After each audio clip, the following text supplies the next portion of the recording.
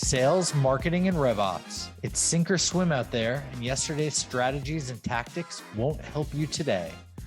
This is Revenue Today, and I'm your host, Jared Robin. Join me as we interview revenue leaders in our community to learn what steps we could take right now to help you scale yourself and your company. Revenue Today is sponsored by RevGenius, and we're on a mission to bring inspiration and creativity to all revenue professionals in the world.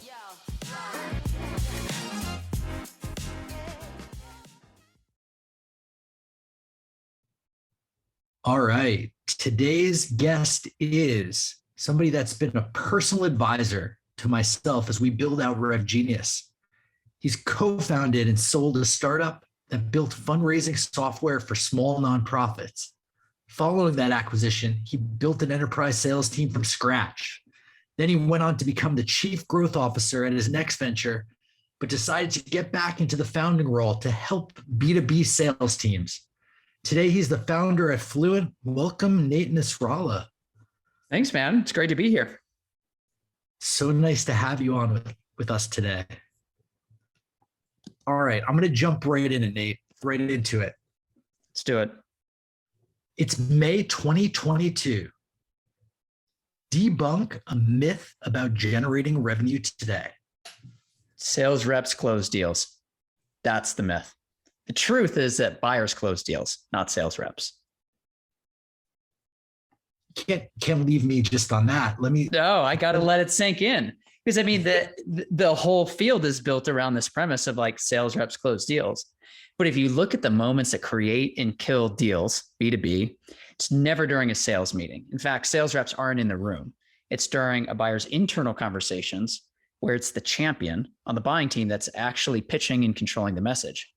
They're the ones that are getting others engaged. They're handling objections that come up first.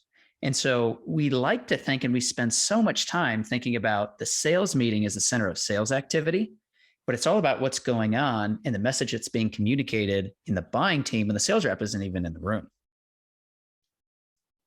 Yeah, it makes total sense. But isn't this the way it's always been? Like, how can we make it better? It's true. It's how it's always been. But the idea that this is what we need to build our entire sales process and train reps around, it's not being done consistently. And so that's why this is the area that I've gone very deep into in my next venture. And the question that I'm helping B2B sales teams answer is, how are you creating and then enabling a champion to give a very clear and compelling message when you're not there? And what most teams end up doing is, if you look at how, practically speaking, they're guiding that champion's message, and one that assumes that they even have a champion built in the deal in the first place. But let's suppose you do. And if you look at how you're enabling that champion to go sell with you, most times it looks like a standard follow-up email that links some product recordings, decks that all look and feel exactly like the sales team or the marketing team. It doesn't actually sound or feel like the buyer at all. And the reason is that it's like really hard to do that. And so when you look instead at the ideal process, what the top performing reps are doing, they're developing and writing out a very clear and a very compelling business case with the buyer. Their words, framing it around what their executives are focused on and what they'll resonate with. And they're thinking about, instead of what are the steps in my sales process and my CRM, they're trying to match and work alongside of, how is this buying team going to review the deal? What's the process that the team is already working in today to look at and evaluate different projects, new priorities, problems, so on? And then how can I build out the sales cycle for this account to work within that, as opposed to creating more friction by trying to get the buying team to work through my own process? So that's something that certain reps will be doing, the highest performing reps, but not everybody. So even though, like, as we start to unpack this idea, sales reps don't close deals, you might sort of say like, okay, I get it. But if you look at what's actually happening, it's very different from like the intellectual assent of like, I agree, to, okay, I'm now practicing this in every deal. So the best reps are writing out these detailed plans, putting in the buyer's words, creating the business case alongside them. and then handing it to them just to do whatever behind their backs? Okay. Great question. And so when we talk about plan, I guess one thing that I'll clarify, mutual action plans, maps, these are becoming more popular in the space. But what I'm talking about is the message as opposed to like the timeline, tasks, roles, so on. And so what the most effective reps are doing is they're writing the message alongside with their champion. And then they are developing that throughout the sales cycle as more and more people come into the deal. Because this is the challenge, is you're selling larger deals. You're starting to work on more complex deals.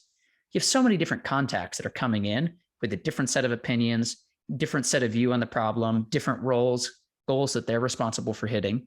And so that business case or the message begins to evolve. So what the good sales reps are doing is not just saying, hey, here it is, hope the conversations go well. They're earning their way into those conversations by selling with their champion, as opposed to like, I'm the sales rep selling to you. We are now selling together in developing our message over the course of the sales cycle. Yeah, I love it. But the idea of having one champion, especially on bigger deals, is something that I've been taught isn't the case, right? Like, let's say you have multiple stakeholders, because now we're doing bigger deals. You have the head of sales, the VP of sales, the VP of marketing, and the VP of product that all have to buy in. Mm-hmm. They have different OKRs each, Nate. You and I know this, right? So is one champion enough for this? So it starts with one champion, but you want to develop multiple champions. So let me level set on what a champion actually is.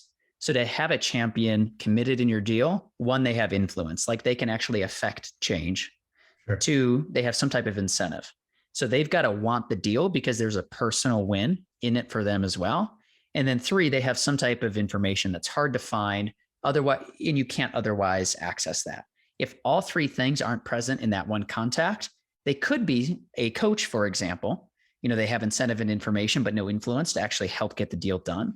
So you have to have all of those three things to be a champion. Now, ideally, you have multiple different champions inside the deal. That's the strongest indicator that your deal is on a good track to close. But you got to start somewhere. And usually there's one champion that you develop first. And as you begin to develop, back to this idea of the message, to speak to and resonate with the different goals, to your point, like a head of product versus a head of sales, they may be, they will definitely be focused on different things.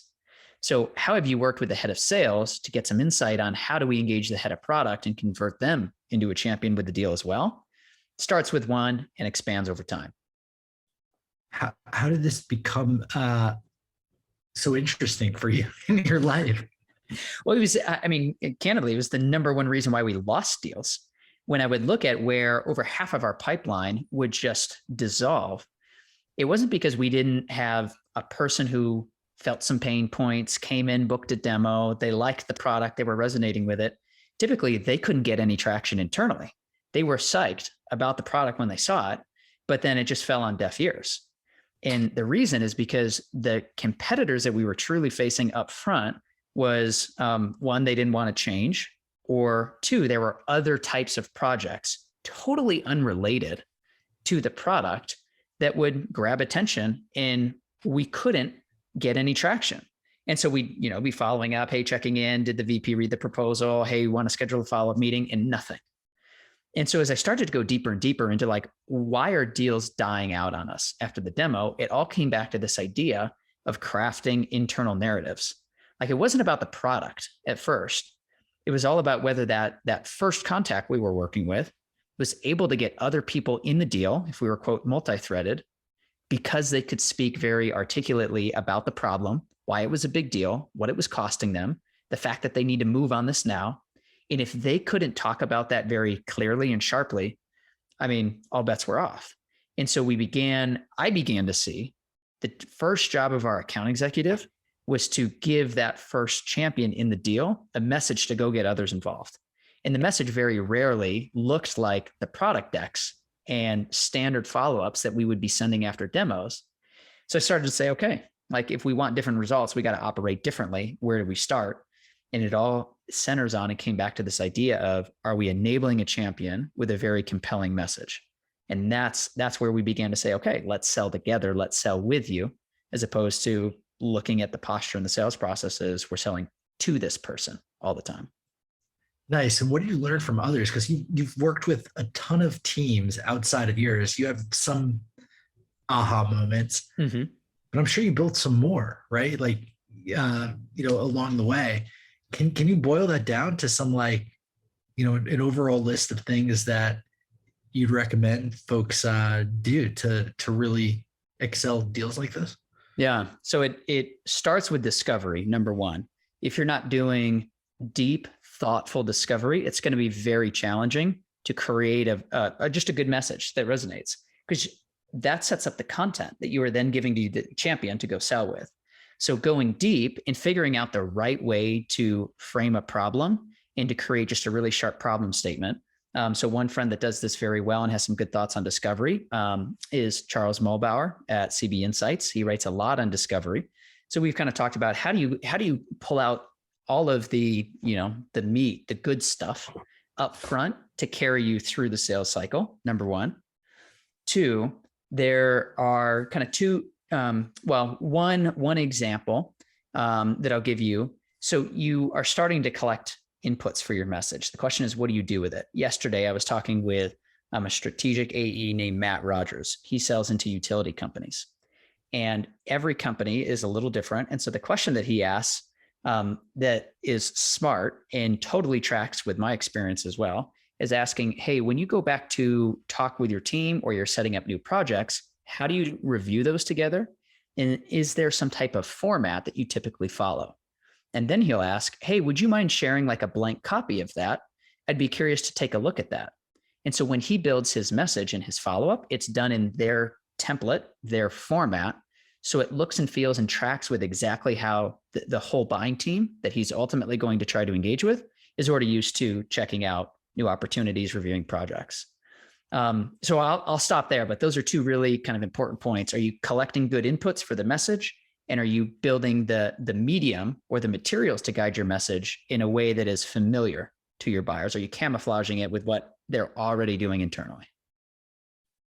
Got it. And that's enough to just send it away with your champion? Like that's enough to get you started and get others in the deal. And then you're talking with somebody that you haven't met before. They're entering the sales cycle for the first time. And it's like, hey, I'm curious what resonates. What have we missed from your perspective? What's the impact of this problem on your goals? Where does this fall on your priority list? And that's how this whole idea of selling with them becomes kind of the process. Now you're including their input. They have some buy-in because they've helped reshape the message. And then they want to go champion this and bring somebody else into the deal and say, hey, here's my view on this, and so on and so forth. But it all comes back to this idea, like, are you operating from a message that people are interested in before you can even get to the quote maps, the how do we close this deal, the tasks, the timelines, and so on. You got to get people bought in on the deal in the first place. This knocks it out of the park in the sense that, like, we're talking, like, yesteryear, it was just sell your product, right? This is my product. This is how it works. Then along the way, it became, oh, this is the problem we solve for you, most likely. Let's validate if that's actually a problem. It's 50% chance. And now, a probable chance, whatever. And now, the best folks have always done this. But now for maybe more mainstream, right? Like they've done this, but it really hasn't scaled. They just separated the top performers from the other. But now everybody's on there saying, how could we make it the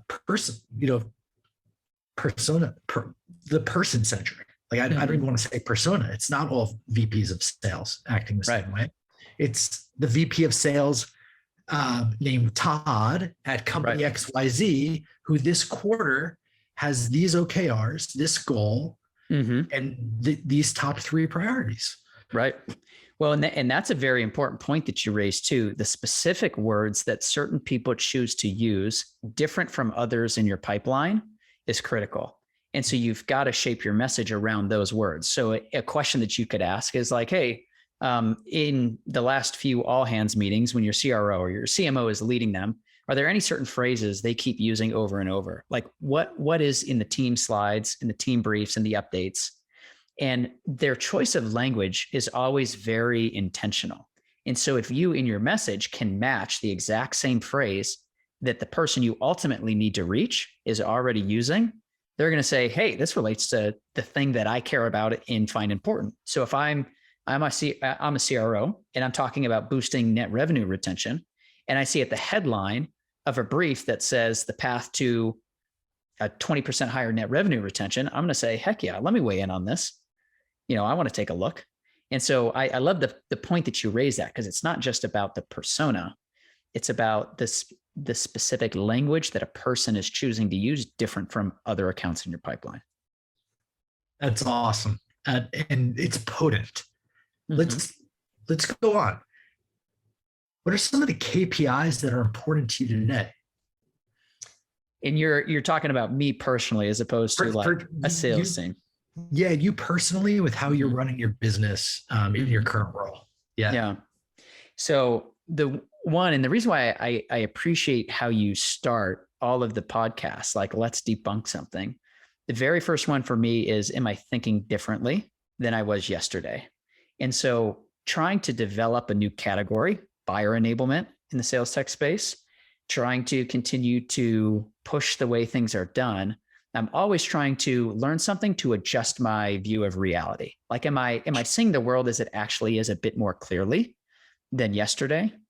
And so that's the first one, is what am I thinking about differently today than I was yesterday? And it's kind of a softer, KPI. The second one that I think about a lot is a little bit more measurable, in that it's about meaningful conversations.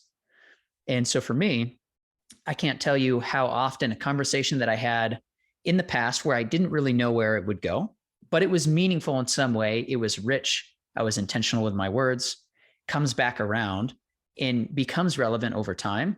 And so for me, it's not a volume thing. It's how many meaningful conversations that I have today or this week. And then the last one is the amount of time per day I spend on one big thing. And the reason why is, like, the job of a seller, of a founder, I mean, any person like living today, it's a very distracted and chaotic calendar oftentimes. And what I found is, like, let's say I decide kind of my most important thing. I've been doing a lot of writing. Content has driven a lot of the interest in our company. And so let's say I want to write down, 1,000 words on a blog post. I might be able to get in 1 hour, 200 words done, because there's a lot of like forming and thinking about what it is that I need to do first. In 2 hours, I could get 1,000 words.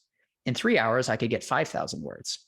And so for me, having a block of time to focus on one big thing and the amount of time I spend on that each day, that's the third thing. So those are like my 3 KPIs. And then I guess the very, very last thing that I'll reference it. I guess it's kind of a wrapper around all of those things. Yeah. So I love philosophy. I read a lot of philosophy. Seneca, the Stoic, has this saying, what progress have I made? I am more a friend to myself. And the reason why I like that is I'm always kind of thinking about, like, is the voice in my head, is the person I'm becoming, are they a nicer person? Like, do I want to spend more time with them? And, if I'm thinking differently, bringing a new point of view to people, if I'm having meaningful conversations, I'm spending time on what matters most. I just find that, the way I talk to myself becomes a little nicer. My interactions become a little bit more meaningful. So it's just kind of a guiding idea. It's like, do I like the person I'm becoming more today than yesterday? Yeah. I mean, it's spectacular to align KPIs around you as a human. Yeah. It's always cool. One thing you said really stuck out: buyer enablement. Mm-hmm. The irony that sales enablement came first, selling you something instead of you buying something. Unpack the importance of buyer enablement, like as a category, and why doesn't it exist yet? If it doesn't, like, it shocks me right now. Well, I agree. So the term buyer enablement comes from Gartner. So I love the phrase. And what I found is that there was all kinds of research talking about this idea that ultimately, in my words, sales reps don't close deals, buyers do, because it's about the conversations that are happening with the buying team. But if you look at the way sales process, sales tech, reps are operating, it doesn't match up or line up with that reality. And so what I found is like with my own team, when we were testing stuff like building a message in a plain, unformatted Google Doc with the buyer, win rates went up. When I started talking to the highest performing reps on different teams, they were opening up Notion, Canva, Coda, Mural accounts, all of these different things to try to match what their buyer was already working in, very collaborative apps. Yeah. And I was like, this is very interesting, despite how freaking crowded sales tech is. I mean, there are so many sales tools out there. Nobody has created ways for reps to sell with their buyers in a very easy way. And there's even research validating all of this through Gartner, their term, buyer enablement. So that's where I'm like, okay, we need to go build this. And that was where the motivation to, time will tell if I was very smart or very stupid to say, I'm going to go create software for this and give this to every B2B team that needs it. That was where the motivation came from. I think it's massive. I was on the phone with a client yesterday and they used this quote. They said this, which was like telling. They just dropped, they said, yeah, I have about 60 different asanas. And I'm like, is that because they wanted it? Or is that because each one of the deals that they're monitoring, like, that doesn't sound that great to have 60 different asanas, does it? No, it doesn't. And that's actually, if you're a more enterprising sales rep, you like the idea of the founding role or entrepreneurship, like the best thing that you can do is try to find ways that people are hacking together tools that don't belong in a certain space. They weren't designed for that, to try to get a certain job done and then help them do that better.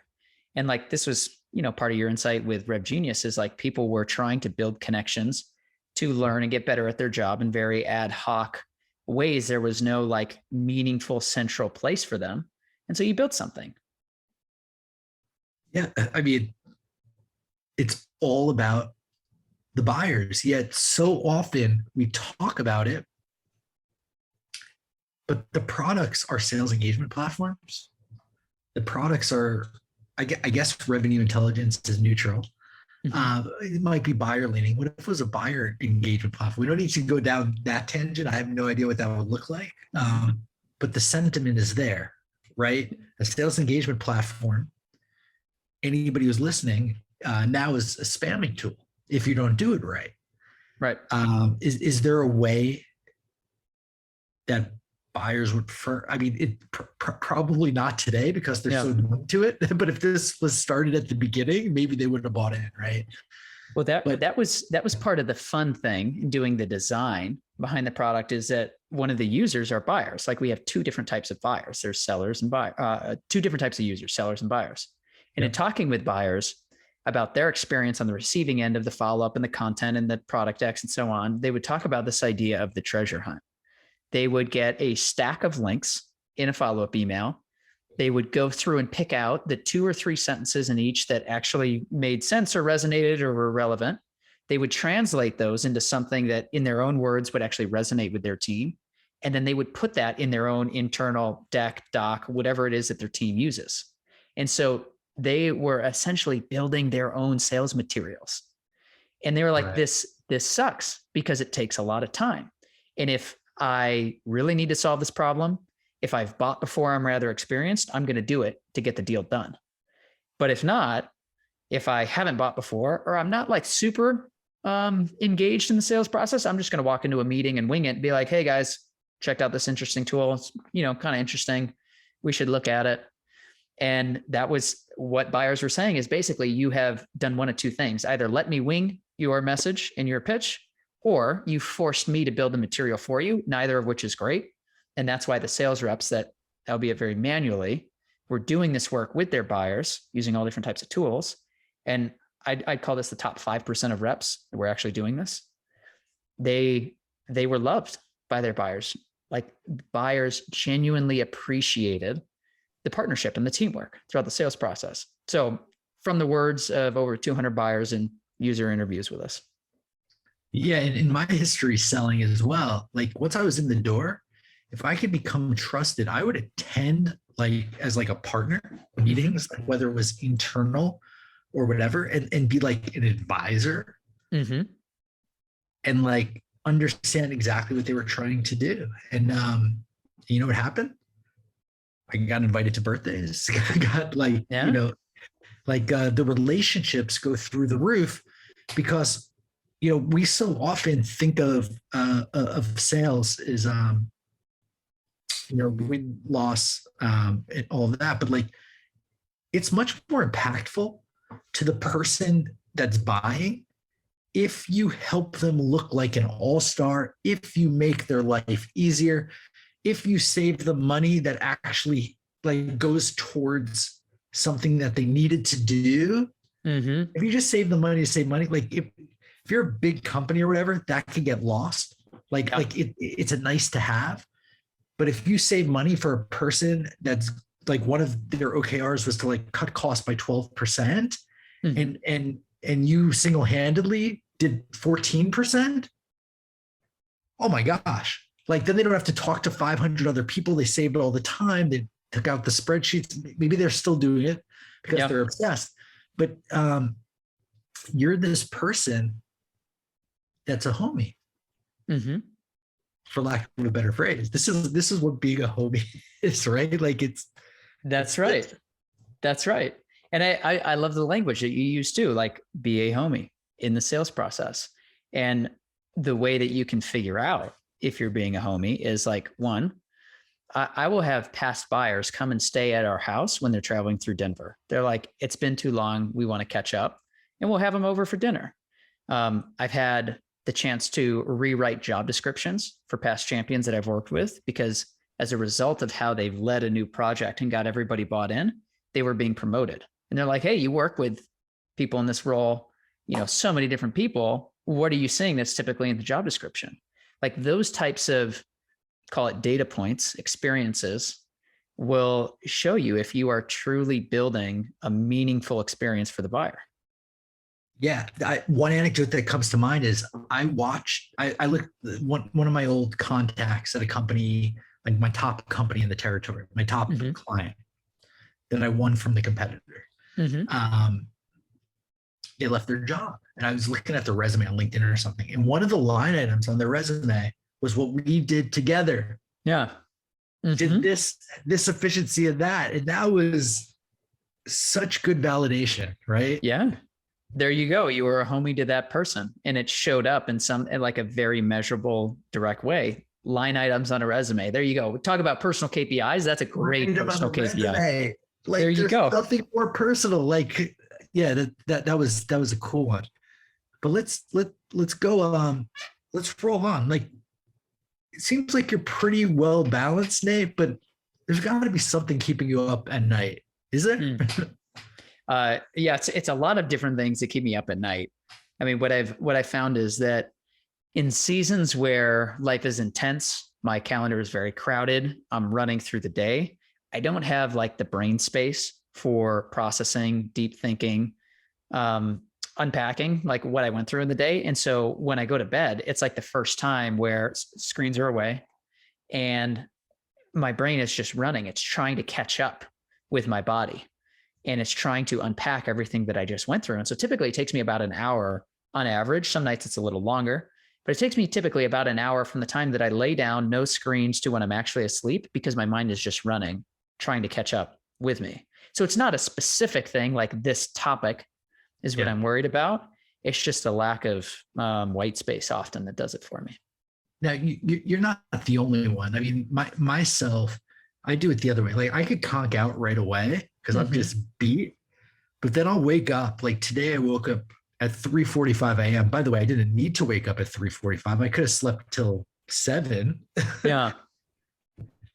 With like anxiety and like stuff, like running different scenarios. So like my body like proverbially dies and conks out. But like, what advice can you give to others like you, like me? So the first thing that I found that's helped me is journaling.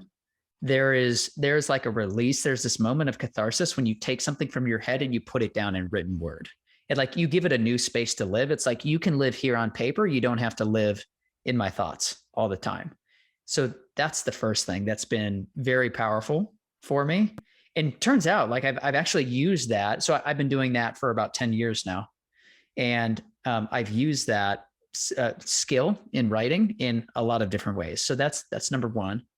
The second is I would look at the amount of time that you spend in total stillness every day. So no stimulus, no music, nothing like that. And that's how I start my day now is I go downstairs, I sit down on the couch, and I sometimes, if I really need it, I'll play some classical music, but otherwise my day starts in just stillness. And it gives me like a way to push back all of the demons that come rushing in me and just trying to like grab my attention at the start of the day. And that's your first job, is just to push them back and say, I'm going to take a little space. And if you can set that precedent for yourself very early, it sets the tone for the rest of the day. So that's the second practice. And then the third practice would be honestly conversations like this. The fact that we get to talk about this is irregular. And I would be willing to bet that the majority of people listening to this haven't had a conversation where they were able to unpack and say, I'm anxious. This is what I'm feeling. This is the stories that I'm making up and telling myself. And if you don't have that, try to find at least one person. Like you need a homie in your life to be able to share a conversation like this with. So journal, create stillness in the morning, and find a homie where like when you hear somebody else say, me too, like I have those thoughts too. I'm also feeling a little anxious. It just lets you know, like you're not abnormal. Like there are others like you trying to figure it out alongside you. Love that advice. I'll add in the stillness, be a homie to yourself. So often we are hard on ourselves. Mm-hmm. Mm-hmm. It's true. It goes back to stillness doesn't get you away from your mental thoughts onto yourself. It helps. Yeah. I mean, we're definitely not saying this is easy. We're just saying it's worth it. And it goes back to that, like the reason why I like that quote from Seneca is like, are you becoming a better friend to yourself? Are you becoming the type of person that you want to spend more time with? And it starts with, I mean, we're always our own harshest critic, giving yourself a little grace and saying like, it's okay. I'm a work in progress. But I am becoming more of that person that I want to spend more time with every day. Nice. And what excites you the most about the future? What excites me? So on a personal level, it's growing our family. My wife and I have been working on having kids for years. And so my prayer over the last year is make me a father and a founder. And so I've got the founder one checked off. I'm still working on the father one. So I'm very hopeful and I'm staying very optimistic. So I'm excited for that. And then the second thing is I'm excited to break down some of the anxiety in the sales profession by giving people a new process to follow. Sales we're saying it, I mean, we're recording this in May. It's Mental Health Awareness Month. And what makes me hopeful is just the number of stories and openness that I am now seeing in the sales profession around just the fact that it's a really hard job, but two, that creates a lot of anxiety. And so I want to see more reps realizing that, man, the path to hitting quota is just focusing on my buyer, having a process that is more meaningful for them. And in doing so, on the flip side, I end up hitting my number and I'm less anxious about that. I have more brain space available for other things in my life as well. And so that's what I think about why we're truly building this product. Here, I'll put this in a quick anecdote. Last week, I was talking to a user. His name is Blake, and I was saying, Blake, like, why did you even take the time to check out Fluint?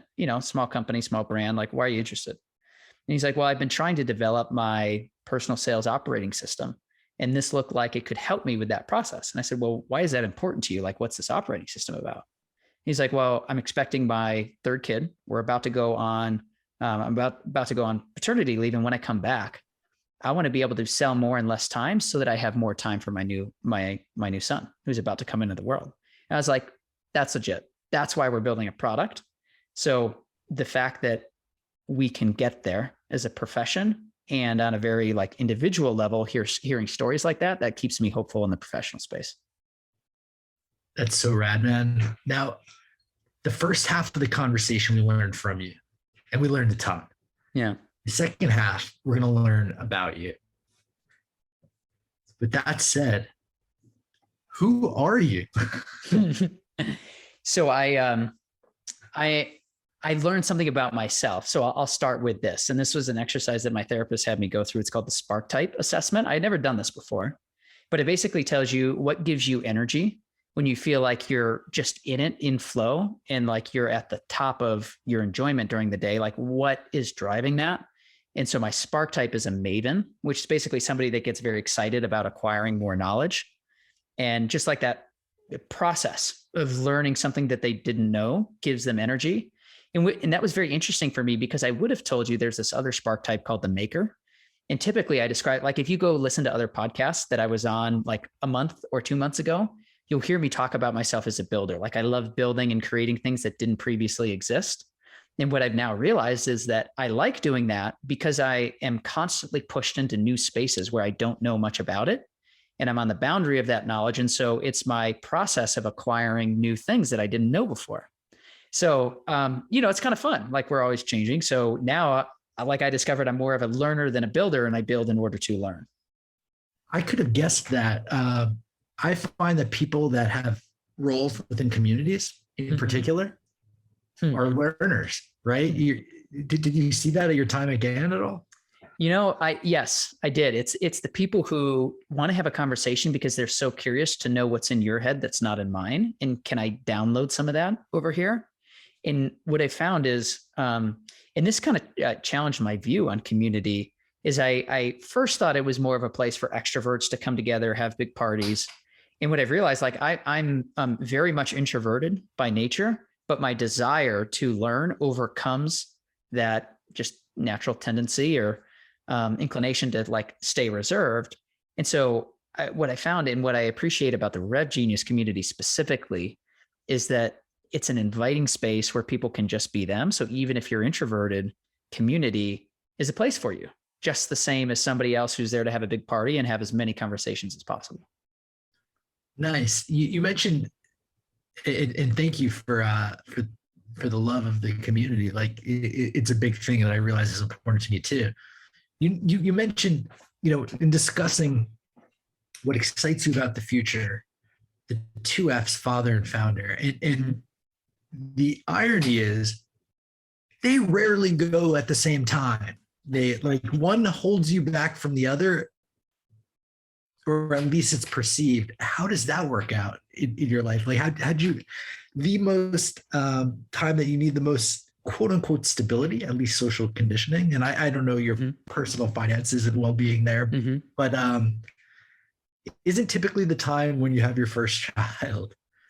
No, that's very true. And that's why I count myself very lucky to have gone through my first founding experience early. When I could make a couple $1,000s a month and pay rent, and I was happy, So on the, there's just a very practical financial reality on the one hand.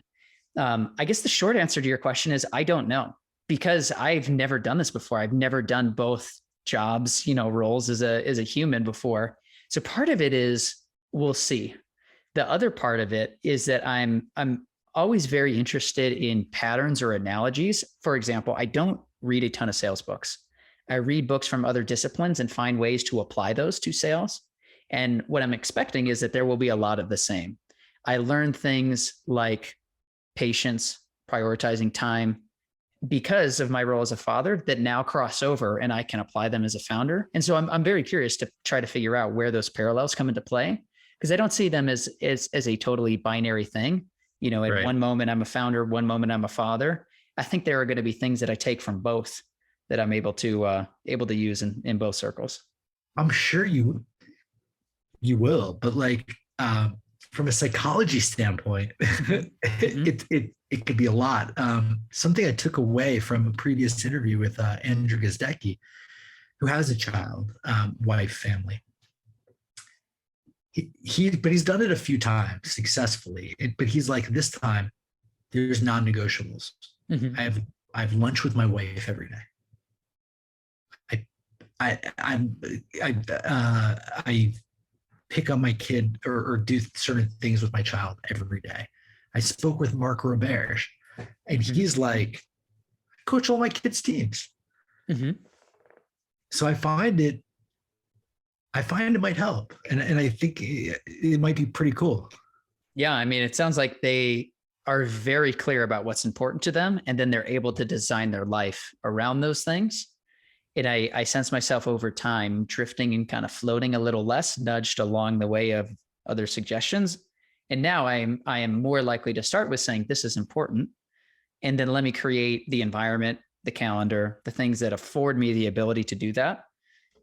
So that's cool. I mean, two pretty awesome guys, and Andrew and Mark, saying, hey, I'm doing this. This can be done. It can, and it can be done very successfully. I'm curious, you're in Colorado now, right? Yeah, you got it. I've been seeing a lot of talent in the startup world coming from there. What's the climate like? Because I think you came from Illinois, Chicago area. Yeah. Right? So yeah, that's right. Born, raised in Chicago, came up through the Chicago startup scene. And I moved to Denver about just over 5 years ago. And I mean, the tech scene in Denver has exploded. It was always kind of, call it more Boulder centric in the past. Yep. And what I found is that over time, it's moved more both into Denver and then just Colorado as a state more generally. And part of the reason why, and what I think is driving this, is it all comes back to this idea of like, people want to design their life around what's important to them. And what drew my wife and I out to Colorado was we love to ski, bike, hike, run, and we can do that here. And that's what was important. And so what allowed me to move was, at the time after my first startup was acquired, I was building out this enterprise team, and I convinced my CEO to say, hey, let me build this team all remote. Everybody was based in Washington, DC at the time. Nobody in the company was remote. I was like, we're going to be traveling anyway. This is the type of, life that I think is going to be great for my family. And I think there's a lot of talent as well that wants to be remote. Let me do this. And so eventually, after a lot of pestering, he said, okay. And so what I think has happened is that people have realized now when I come to Colorado, I can have both the lifestyle that I want as well as the career that I want. I don't have to choose between those two things. And it's attracted a lot of just really good people to the market. Do you think, your early on inclination to have everybody go remote, like, contributed to you founding quicker, like a company quicker than you might have? Oh yeah. I do. And part of it is that I was just able to, when you're flying to meetings all the time, which was, my old life in enterprise sales, there's just not the same volume or like velocity of learning and conversations that you can have when people are expecting you to be there to really go deep. That it's just hard to find the patterns to accumulate what you need in order to really say, okay, this is the thing that's next. And so, the Zoom life in many ways contributed to that. Geez, and I'm curious, how did the nonprofit life lead you to the VC world? Assuming that you go in that direction, but your clients probably are in that world of software as a service and probably other technology. Yeah. So a lot. And I'll tell you why. So first, when people hear nonprofit or they hear small nonprofit, they think no profit, like there's no opportunity here. But every year, over 450 billion with a B dollars is given to nonprofits. So one, just by market size, the fundraising for nonprofits is larger than the majority of industries that a lot of people listening to this are operating in. Two, there's over 1 million nonprofits accounts inside of the US alone that are trying to raise money without a full-time fundraising staff. So if you just look at the market size or opportunity there is huge potential. And that's why we were able to take on funding from the VCs who saw this and were willing to think differently and say, oh my gosh, there actually is a huge venture scale opportunity here, number one. Number two, what's very interesting, if you have a sales job selling to nonprofits, you have arguably worked with the most challenging buyers and sales environment. The reason is that the typical rules around ROI don't apply. If they don't feel immediate empathy for the mission, they're going to write you off. And the most important thing is that even if you are talking with the CEO of an organization, the executive director, and you're selling, let's say it's, a relatively small ACV, 5K, 10K, chances are they can't sign off on that and they're going to bring it to a board meeting for approval. And no sales rep is going to be sitting in that board meeting, delivering the pitch, handling the objections and the questions. And so it's all about how are you training and teaching somebody to sell with you when you can't be there. And that was where I first kind of cut my teeth on this idea of building deal champions to sell with. So it was very formative. At the time, I couldn't tell you what it was leading to, but looking back on that, it's very clear to me. Geez, how did you get started in the nonprofit world, out of curiosity? We have Yeah, it's everything that is you. So my first job, I was working for an organization called Leader Treks, where we used different types of mission trips, international trips, as a platform for teaching leadership curriculum to students. And so I was raising money. Part of like my own payroll was money that I raised at the organization. Right. But then I went in the opposite direction into startups, and I started developing the sales team for a company called TS to T. So I was selling to grocery stores, restaurants, trying to develop our first sales program, getting into national chains and accounts. And it was, very different environment, but I loved it. I was like, but I really don't want to do T. I don't want to be program staff at a nonprofit.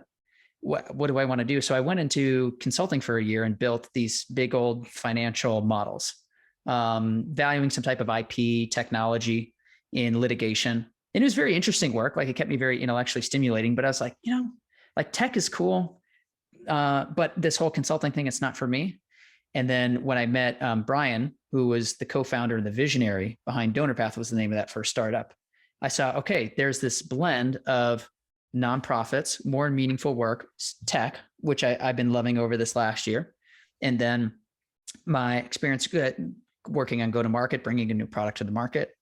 And Brian was very much a product visionary. And so after 2 weeks of meeting, I just would talk to a guy who said, you need to talk to Brian. We met for a couple of weeks, left the consulting firm. I was like, okay, I'm in. And then we went and built that company. And I wouldn't have changed a thing about that experience in hindsight. That's awesome. You've lived a long life. You've had some good experiences. I don't mean that in any way outside of some really, really eclectic background, which actually is very aligned with every single move that you made. Yeah, it all melts together, and it's why I'm a big fan of. There's this book called Range by David Epstein, and the basic thesis of the book is that generalists will triumph ultimately in a very specialized world. So if you want to build a high-performing team, look for people of non-traditional backgrounds, and you're starting to see some of this come out more and more. In sales, you're seeing posts talking about our SDR team is built of former teachers who are transitioning career fields, and all different examples of it. But I'm a big fan of looking at the people with, I love the way you said it, very eclectic backgrounds. Absolutely. And you started talking about what you like to do outside of work. You spoke about moving to Colorado for some of that stuff, but yeah, I wanted to learn more about you. Like, what do you do when the stoic morning, sitting still is done, the bike's done? Mm-hmm. What else do you get into? Yeah, so I do like to read quite a bit. I tear through books on Kindle. It actually kind of varies on the season. So like in the winter, my wife and I are on the slopes as often as possible. Okay. I started out skiing, made the switch to snowboarding. So I'm a big snowboarder. The more trees backcountry I can get, the better. Then it kind of transitions to like, now I'm doing a lot more cycling, getting ready for some kind of long rides over the summer. And I guess kind of the last thing is I really like trying to cook new foods. It's, if I haven't tried it before, then, it's a fun way to experiment. So, a couple of hobbies that I throw in there. What book are you reading right now? So I'm reading two. One is called Decisive. It's by these brothers, Chip and Dan Heath. It's all about kind of about science or frameworks behind decision making. And then and then the second one I'm reading is called 4,000 Weeks. And it's a very interesting take on productivity and time management, because it draws very much from philosophy in order to say, what's the point of it all? If you're only going to live for about 4,000 weeks, what's the point of just stuffing more things and optimizing your calendar to the nth degree? What's the point of it at the end of the day? So, and then kind of the last one that I'm working through is an old favorite by C.S. Lewis called Mere Christianity. I love his take on kind of the meta questions of worldviews, and he goes very deep into it. So I pick that one up every now and again. So I'm working my way back through it for me. I don't know, maybe the 6th or 7th time. I'm a big Audible fan. Yeah. I never was, but it allowed me to actually read and not have an excuse. I'm reading The Power Law now. Have you read that? Oh, no, I haven't. But by the name, it sounds interesting. It's a spectacular history of like financing and how it leads specifically around the VC financing in the tech world, from East Coast, West Coast, and the entrepreneurs it spurred. And like you could understand from liberation capital in the beginning to like New Yorkers always wanting like an out, at any deal, but West Coast people like were truer growth capital. And you could see it right down to the Alibaba financing from like Goldman and how they wanted to hedge the deal at a $20 million like put in. They wanted to offshore 1/3 of it, which they lost like 20 billion in opportunity cost on that. Yeah. But like how China really wanted the New York, you'd probably love it. Okay. And right now I'm at the point of Y Combinator and how like everything is going towards angel investing and Paul Graham and all of that. And like, but where he came from and like the Kleiner Perkins and like how everybody came about. And it's really educational and historic. Like it's just fascinating. It's like, that makes so much sense. That it sounds very interesting because it sounds like it's the story of how the landscape was formed and reformed over time to what we're living through today. Yeah, and we're still writing it. It's quite good. And then I always have something personally where I can't read more than 2 business books in a row. Yeah, because I start getting numb and like I can't like take it. So like the third could be a spiritual book, or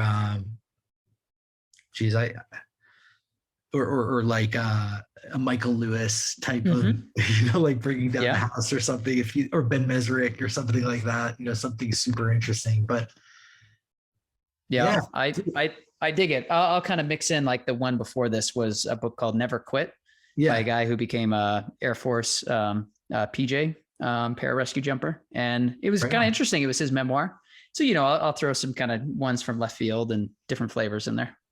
Shoe Dog was my left field one. It was really amazing. But Nate, wanna finish up here. This has been such an incredible conversation with you, and really appreciate your time. For everybody listening, where could people connect with you, find out about you and Fluint?